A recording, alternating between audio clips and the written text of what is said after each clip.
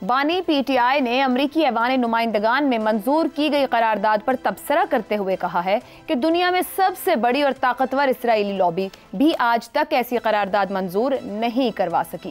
कांग्रेस ने पूरी तहकीक के बाद यह करारदाद मंजूर की। अमरीकियों को रिपोर्ट्स आती हैं जो वो खुद इकट्ठी करते हैं।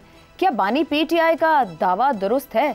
मगर इस सवाल के जवाब से पहले ये जानना जरूरी है कि अभी अमरीकी ऐवान नुमाइंदगान के करारदाद के बारे में अमरीका और पाकिस्तान के सरकारी तर्जुमानों के तबसरों का सिलसिला भी मुकम्मल नहीं हुआ था कि अक़वाम मुत्तहिदा के यूरोपीय हेडक्वार्टर जिनेवा से इंसानी हकूक़ के एक वर्किंग ग्रुप की 17 सफ़हात पर मुश्तमिल रिपोर्ट भी मंजर आम पर आ गई। अक़वाम मुत्तहिदा के वर्किंग ग्रुप की रिपोर्ट और ऐवान नुमाइंदगान की करारदाद नॉन बाइंडिंग हैं, मगर इसके बावजूद अहम सवालात जन्म लेते हैं। अप्रैल 2022 से ही ऐसी खबरें आ रही थी कि पीटीआई अमेरिका में लॉबिंग के लिए फर्म्स को हायर कर रही है।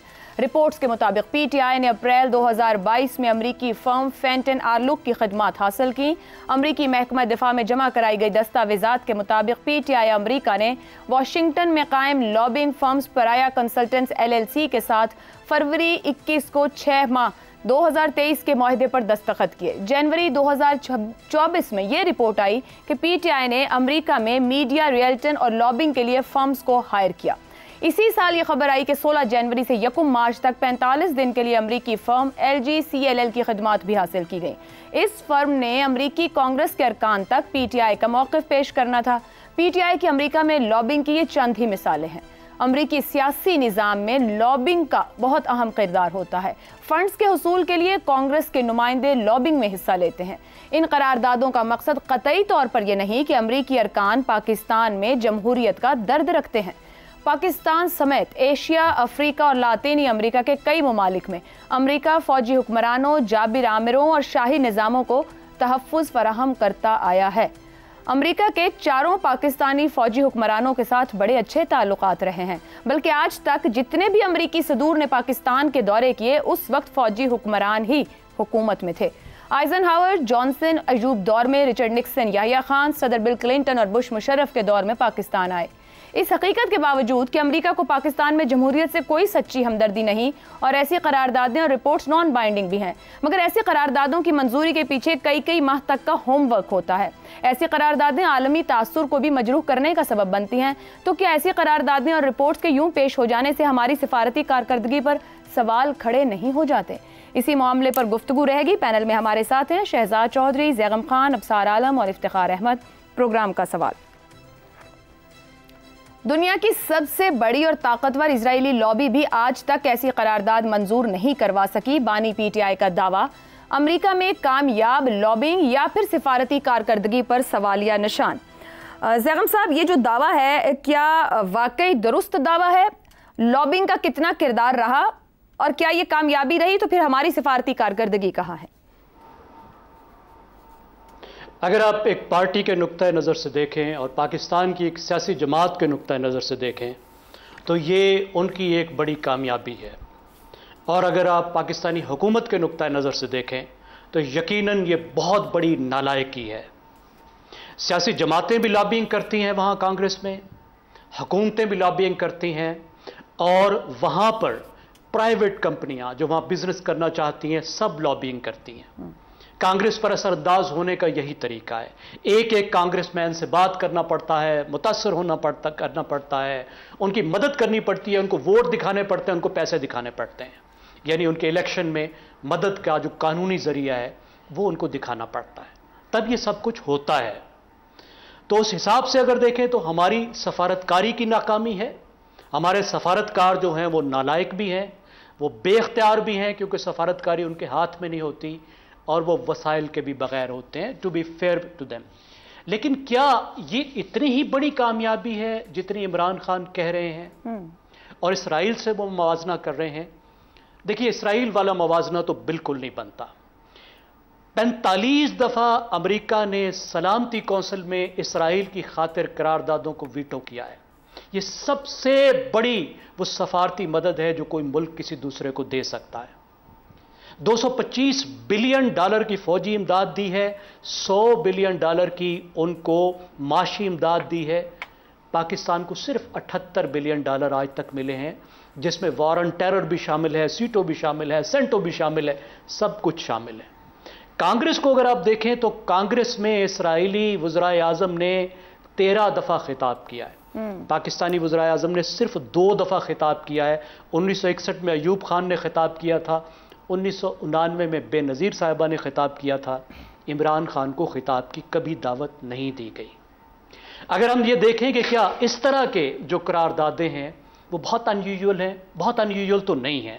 2015 में नाइजीरिया के इलेक्शन पर सेनेट में मुत्तफ़िका करारदाद पास हुई। 2018 में कंबोडिया के इलेक्शन पर मुत्तफ़िका करारदाद पास हुई। 2019 में बोलीविया के इलेक्शन पर मुत्तफ़िका करारदाद पास हुई। 2020 में बेलारूस के इलेक्शन पर करारदाद पास हुई। 417 ने हक में वोट दिया, 1 ने खिलाफ।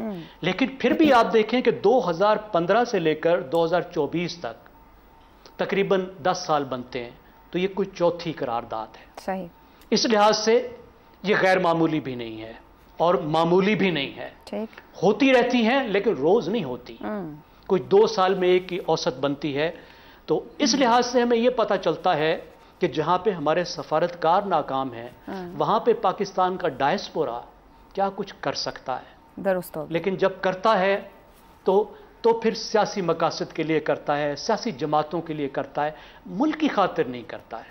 ठीक है, उनका ख्याल था, उनकी राय है, उन्होंने इन्फ्लुएंस किया, तो पाकिस्तान को डायस्पोरा के साथ मिलकर अपना वेट अमेरिका में इस्तेमाल करना होगा, अपने अंदरूनी मसले हल करने होंगे। ठीक हो गया। इसमें सिर्फ कांग्रेस की बात नहीं है, हमें अपना घर भी ठीक करना होगा और अपनी जितना भी इन्फ्लुएंस है उसे मुल्क की खातिर इस्तेमाल करना होगा। ठीक है, मामूली भी नहीं और गैर मामूली भी नहीं, मगर ये जरूर समझ में आता है कि एक जमात ने अमेरिका में लॉबिंग के जरिए इतने ज्यादा पैसे का इस्तेमाल करके जो हासिल करना चाहा उसकी कोशिश जरूर की। शहजाद साहब, करारदाद का मुसविदा फरवरी 24 में इंतखाबात से बहुत पहले 30 नवंबर 23 में पेश हुआ और जाहिर बात है उससे पहले इस पर कांग्रेसमैन की तरफ से दस्तखत हुए होंगे, जो इंतखाबात से बहुत पहले का वक्त बनता है। इस दौरान हमारे सिफारती ओहदेदार वहां क्या कर रहे थे? अच्छा, एक तो मैं ज़ायम साहब की बात को ज़्यादा सपोर्ट करता हुआ आगे चलूँगा। उसको बढ़ाने की ज़रूरत है उस बात को। पहली बात तो यह है कि पॉलिसी और करारदादों में फ़र्क करना चाहिए। पॉलिसीज़ गवर्नमेंट की होती हैं, चाहे उनको कांग्रेस की सपोर्ट जब होती है तो वो कानून बन जाती हैं और वो पॉलिसीज़ फिर अमरीकी हुकूमत का निज़ाम लेके आगे चलती हैं, सोच लेके आगे चलती हैं। इसराइल उस पॉलिसी का हिस्सा है। जो करारदादें होती हैं वो अमूमी तौर पर अपने जो प्रिंसिपल्स हैं उनके तहत की जाती हैं या लॉबीज़ के तहत की जाती हैं, जिसने आपने जिक्र किया। तो इसलिए करारदादें नॉन बाइंडिंग होती हैं।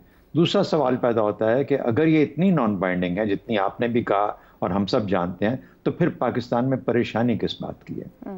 प्रॉब्लम यह है कि और हम पॉलिसी का भी हिस्सा नहीं है, वो हमारी इसके अंदर कोई इतना इंटरफेयर भी नहीं कर सकते। लेकिन हम वो कौम है जो इतनी डिपेंडेंट है कि जो नॉन बाइंडिंग करारदादें हैं उनके तहत भी अपनी पॉलिसी तब्दील कर लेते हैं। और इसके बारे में बड़ी मशहूर बात है, कहा जाता है कि एक टेलीफोन कॉल के ऊपर भी हम अपनी पॉलिसी तब्दील कर लेते हैं कि हम आपको स्टोन एजेस में बॉम्ब कर देंगे। ये भी कहा जाता है। कहाँ तक सच है झूठ है इसके ऊपर सवालात हैं, लेकिन एक अमूमी बात है, एक अमूमी तस्वर है जो कहा गया। तीसरी बात, अगर आपको और फिर उसके बाद जमहूरियत के ऊपर और जमहूरियत से रिलेटेड मामलात के ऊपर यहाँ पर कोई मसला नहीं है। इन्होंने अलम उठाया हुआ है जमहूरियत को दुनिया में फैलाने का। अब इनके यहाँ जमहूरियत है किस किस्म की है वो एक अलहदा सवाल है। इन्होंने डिक्टेटरों का सपोर्ट किया, वो एक अलहदा इशू है। वो उस वक्त की पॉलिसी के तहत वो सब कुछ करते हैं, लेकिन जो अलम है वो जमहूरियत का बुलंद है और जमहूरियत के अलम के ऊपर यहाँ पर ये सब तैयार हो जाते हैं, चाहे जिस किस्म की भी करारदाद आएगी उसके ऊपर काम करेंगे। मैंने आपको लास्ट टाइम बताया था कि रोरा बाकर जो है, जो इनका कांग्रेसमैन था, उसने बलूचिस्तान के ऊपर तकरीबन हर साल एक अपनी जो थी उसको, डोनाल्ड लू की टेस्टिमनी हुई यहाँ पर।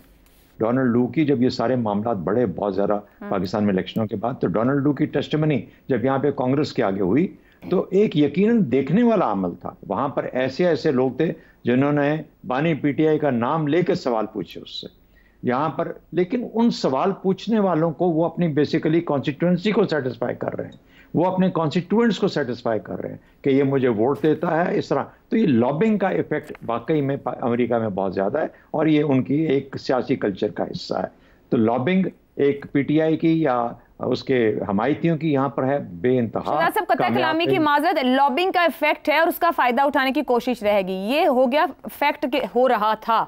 हमारा सिफारत खाना क्या कर रहा था? क्या वो इसके अगेंस्ट कुछ भी नहीं कर सकता था? हाथ बंधे हुए थे, इल्म नहीं रखता था? पहली बात तो ये है कि इल्म जरूर रखते हैं और सबको पता होता है कि क्या हो रहा होता है।